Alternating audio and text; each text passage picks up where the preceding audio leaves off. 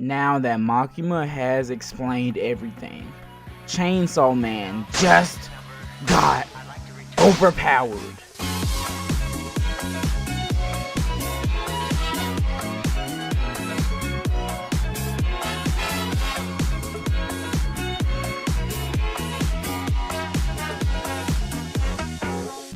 Good morning, pizza people, and today we're gonna be going over and explaining everything that happened in Chainsawman chapter 84.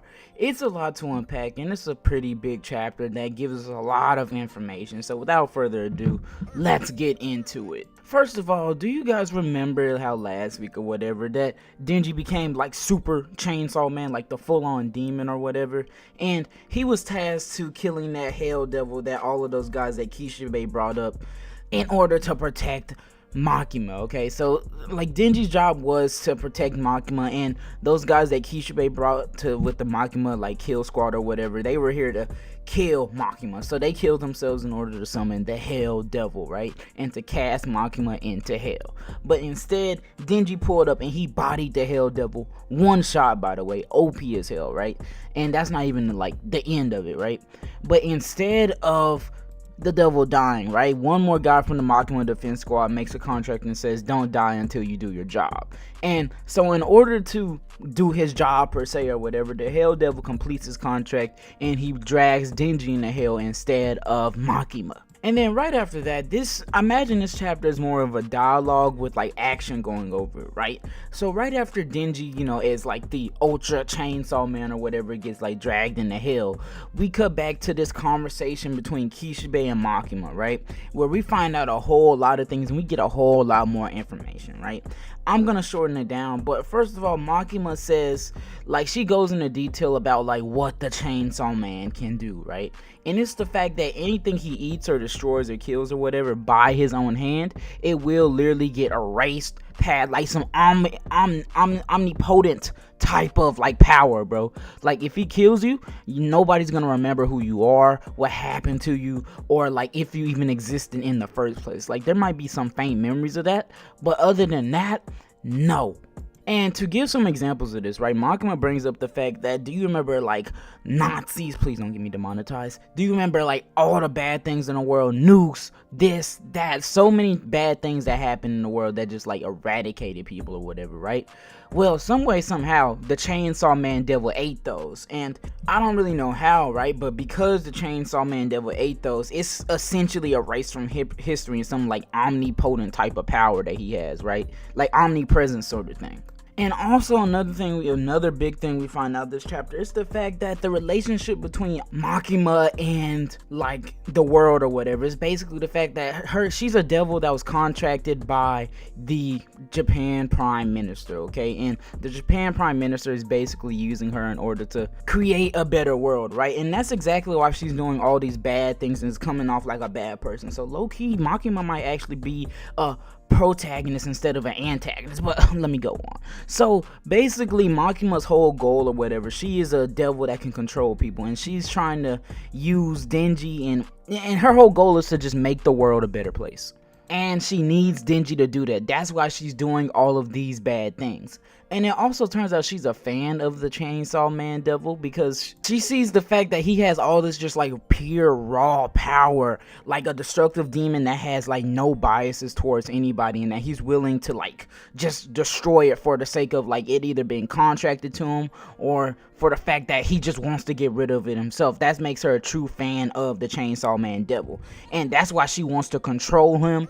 Because having him in her roster is to basically have power, and she wants that. She wants to have the power of the thing that she worships the most in her own bracket in order to give world peace, essentially. It's a really weird situation, but it's crazy to put in a perspective the fact that Makima was over here creating bonds, destroying them, running through, breaking hearts, destroying the fans' mental state, and basically ruining Denji's like whole personality as a person, breaking him down in order just to achieve world peace. Like I was on Twitter, bro, and I don't know if you can even call her an antagonist no more, bro. Like do the like means justify the end?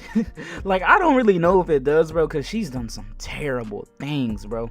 But the fact that it was all for the sake of like her contract is to like, I don't know, save the world and make it a better place, and she wants to use Denji in order to do that, like, man, like, it's honestly hard to tell who's the bad guy here, right? Because you can easily say that the bad guy is Kishibe because he's trying to stop her, or if he is still trying to stop her, especially after finding out like her means and like that she's actually trying to save the world and she's gonna do anything to get to that point, right?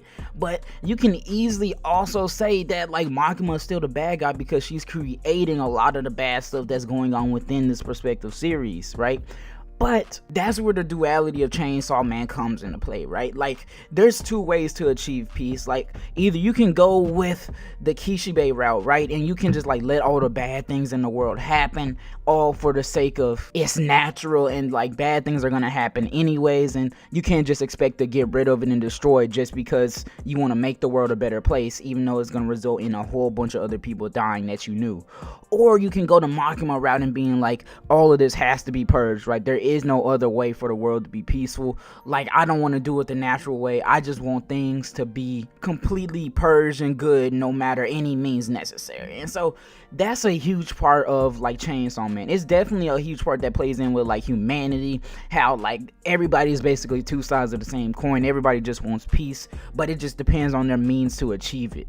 And that's what this chapter really plays into, because it's finally good that we really get to see like Makima's viewpoint, other than the fact like that so far we've really only seen her kind of just be mean and evil towards Denji in order to like manipulate and confuse him. But like seeing how she actually thinks and how she actually feels, and that she's outwardly saying this to Kishibe now, it's finally giving us a new perspective. And like, I don't know, it's hard to like even know what to think about this series anymore, bro. And this chapter really makes you think, so that's something to really sit down and like think about. Are you going to support Makima, or are you going to support Denji? It's the same sort of thing in Attack on Titan, if any of you are reading that. I won't go into detail because I don't want to confuse anybody, but that's really how this series is feeling right now.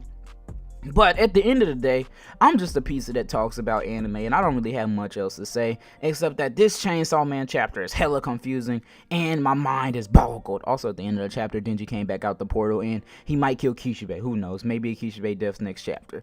But pizza people, until next time, though, my name is Time Pizza, and I will see you pizza people later. Peace.